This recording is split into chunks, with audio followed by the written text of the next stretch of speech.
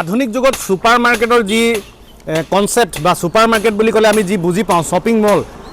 এটা বিল্ডিঙত আসলতে সকলো সামগ্ৰী উপলব্ধ কিন্তু মই দেখাব বিচাৰিছোঁ প্ৰাচীন সুপাৰ মাৰ্কেট আহোম প্ৰশাসনিক যেতিয়া ব্যৱস্থা আছিলে তেতিয়া বজাৰ হাটসমূহে স্বীকৃতি পাইছিলে আৰু মই উপস্থিত আছোঁ বৰ্তমান চৰাইদেউ জিলাৰ এক পুৰণি অঞ্চল কলাকটা বুলি কয় ইয়াৰ কাষতে আহোম প্ৰশাসনিক ব্যৱস্থা থকা আহোম শাসনকালত বৰহাট নগাহাট আদি দৰে যিসমূহ বজাৰ আছিলে সেইসমূহে স্বীকৃতি পাইছিলে য'ত বেপাৰ বাণিজ্য হৈছিলে বিভিন্ন জাতি জনজাতি জনগোষ্ঠী আৰু বিভিন্ন কাষৰীয়া যি ৰাজ্য আছে তাৰো লোকৰ মাজত আসলতে অৰ্থনৈতিক স্বাৱলম্বিতা অৰ্জনৰ ক্ষেত্ৰত আসলতে থলুৱা সামগ্ৰী বিক্ৰীৰে এই ব্যৱস্থা আহোম প্ৰশাসনিক কালচোৱাৰ পৰা আহোম ৰাজত্ব কালচোৱাৰ পৰাই চলি আছে বৰ্তমান মই উপস্থিত আছোঁ কলাকটা বজাৰত আছোঁ আৰু কলাকটা বজাৰত আসলতে এনেধৰণে বহু শতাধিক আসলতে দোকান ইয়াত বেপাৰ কৰিবলৈ আহে কাঠৰ পালেং টেবুলৰ পৰা প্ৰমুখ কৰি খাদ্য সামগ্ৰী শাক পাচলি ৰবি শস্য কিতাপ পত্ৰ আদি কৰি কাপোৰ কানি সকলো ধৰণৰ আসলতে বস্তু উপলব্ধ আৰু অতিকৈ গুৰুত্বপূৰ্ণ কথাটো হৈছে যে এই বজাৰখনত অৰুণাচল প্ৰদেশৰ ৱাংচু জনগোষ্ঠীয় মহিলাসকল আহে তেওঁলোকে উৎপাদিত যিসমূহ শাক পাচলি আছে সেইসমূহ লৈ আহে আৰু আমি ক'ব লাগিব যে ৰাসায়নিক সাৰ ব্যৱহাৰ নকৰা যিসমূহ শাক পাচলি ফল মূল সেইবোৰ উপলব্ধ এনে বজাৰ হাটসমূহতে আৰু এনে বজাৰ হাটসমূহে আসলতে গ্ৰাম্য যি অৰ্থনীতি গ্ৰাম্য অৰ্থনৈতিক উদ্যোগনি যোগোৱাৰ ক্ষেত্ৰত গুৰুত্বপূৰ্ণ ভূমিকা পালন কৰি আহিছে আমাৰ মাজত স্থানীয় লোক আছে দীৰ্ঘ সময় ধৰি তেওঁলোকে ইয়াত জড়িত হৈ আছে আমি তেখেতসকলৰ সৈতে অলপ কথা পাতিবলৈ বিচাৰিম আজি আপুনি বজাৰলৈ আহিছে আপোনাৰ ঘৰ ক'ত আৰু কি লৈ আহিছে মোৰ ঘৰ নগাহাট গাঁৱৰ বাসিন্দা মই কাঠৰ আচবাব বজাৰত বিক্ৰী কৰিবলৈ আনিছোঁ এইবিলাক চব মই নিজে তৈয়াৰ কৰা হয় আপুনি ইয়াত কিমান দিনৰ পৰা এনেকৈ এই ব্যৱসায়ৰ লগত এই বজাৰখনত জড়িত হৈ আছে মই আজি 6-7 বছৰ দিন এই ব্যৱসায়খনৰ লগত জড়িত হৈ আছোঁ আৰু ইয়াত এই বজাৰখনত কি পায় এবাৰ আমাক জনাওকচোন এই বজাৰখনত সকলো বস্তু পায় মাছ মাংস শাক পাচলি কাপোৰ কানি তাৰপৰা খাদ্য বস্তু যিকোনো বস্তুৱে পোৱা যায় মানে ফল মূলৰ পৰা আদি কৰি গাঁৱৰ বাসিন্দাসকলেও মানে ইয়াত শাক পাচলি বিক্ৰী কৰিবলৈ আনে ইয়াতে জাতিলাও কোমোৰা ৰঙালাও যি শস্য হয় ৰবি শস্য সেই সকলোবিলাক ইয়াত বিক্ৰী কৰিবৰ কাৰণে আহে আৰু তাত কোনো ৰাসায়নিক সাৰ ব্যৱহাৰ নকৰে ৰাসায়নিক সাৰ ইয়াত খুব কম প্ৰয়োগ কৰা হয়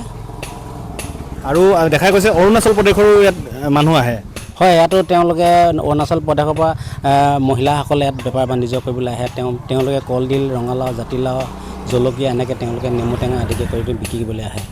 আৰু অৰ্থনৈতিকভাৱে গাঁৱৰ মানুহ সচ্ছল হোৱাৰ ক্ষেত্ৰত বজাৰখনৰ গুৰুত্বপূৰ্ণ ভূমিকা আছে হয় ইয়াত বজাৰখনৰ মানে আমি এই ব্যৱসায় ইয়াতে বজাৰ সমাৰ কৰি আমি এনেকৈ অৰ্থনৈতিকভাৱে আমি চলি আছোঁ এই বজাৰখন মানে থাকিব বুলি আমি আশা কৰিছোঁ মানে এতিয়া দেখা গৈছে যে ৰাস্তা বহলীকৰণ হৈছে তেনে ক্ষেত্ৰত যদি বজাৰখন কিবা কাৰণত উঠি যাবলগীয়া হয় বা আপোনালোকে চৰকাৰক কি আহ্বান জনাব বিচাৰিব যিহেতু ইয়াত বহু সহস্ৰাধিক হাজাৰ লোক বজাৰখনৰ পৰা চলি আছে হয় ইয়াত যদি বজাৰখন নাথাকে আমাৰ জনসাধাৰণৰ যথেষ্ট অসুবিধা হ'ব ঘৰতে মানে যিকোনো কল এথোকা হ'লেও বিক্ৰী কৰিবলৈ মানে এই বজাৰখন মানে প্ৰয়োজনীয়তা আছে বুলি মই ভাবোঁ মানে এতিয়া চৰকাৰক কি ক'ব বিচাৰিব যাতে মানে বজাৰখনো থাকে ৰাস্তাটো থাকে আমি তাকে চৰকাৰক আমি আহ্বান কৰোঁ আৰু গুৰুত্বপূৰ্ণ কথা উন্নয়নো লাগিব কিন্তু তাৰ সমান্তৰালকৈ আচলতে তেখেতসকলে কৰি থকা কামবিলাকো চলি থাকিব লাগিব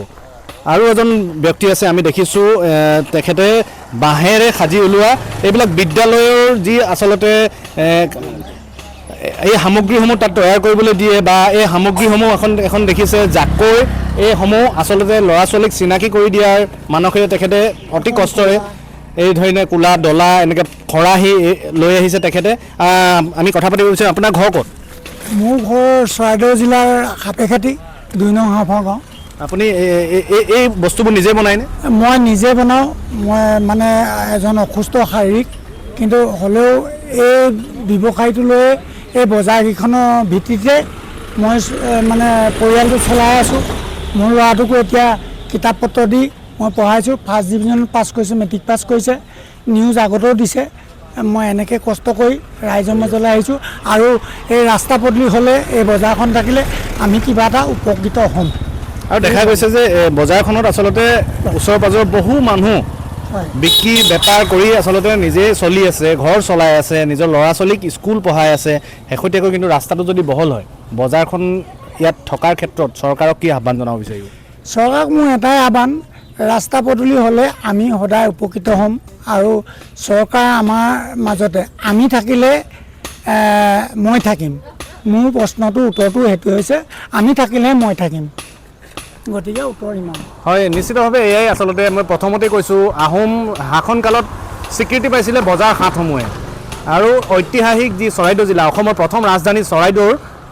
ডাঙৰ হাট বুলি ক'লেই আছিলে নগাহাট বৰহাট আৰু তাৰ কাষতে হৈছে এয়া কলাকটা আৰু কলাকটা ধুদৰালিৰ ওপৰত এই কলাকটা বজাৰখন আচলতে আজি দীৰ্ঘদিন ধৰি এই ধৰণে চলি আছে আৰু প্ৰত্যেক বুধবাৰে বেপাৰীসকল আহে খিলঞ্জীয়া থলুৱা লোকসকলে ইয়াত শাক পাচলিকে প্ৰমুখ কৰি বিভিন্ন সামগ্ৰী বিক্ৰী কৰি অৰ্থনৈতিকভাৱে স্বাৱলম্বী হোৱাৰ লগতে আহোম শাসনকালৰ যি প্ৰথা এই বজাৰ হাট আচলতে হাটবোৰ জীয়াই ৰাখিছে কিন্তু সমান্তৰালকৈ শেহতীয়াকৈ ধুদৰালি বহলীকৰণৰ ক্ষেত্ৰত কিছু শংকিত হৈছে ইয়াত জড়িত লোকসকল ইয়াত জড়িত কৃষকসকল গতিকে তেখেতসকলৰ আহ্বান উন্নয়নো লাগে আৰু সমান্তৰালকৈ তেখেতসকলৰ এই বজাৰখনো জীয়াই থাকিব লাগে আপুনি বিচৰা বাতৰি পাব কেৱল নিউজ 18 এপত নিউজ 18 এপ ডাউনলোড কৰিবলৈ স্ক্যান কৰক এই QR কোড গুগল প্লে ষ্টৰতো পাব এই নিউজ 18 এপ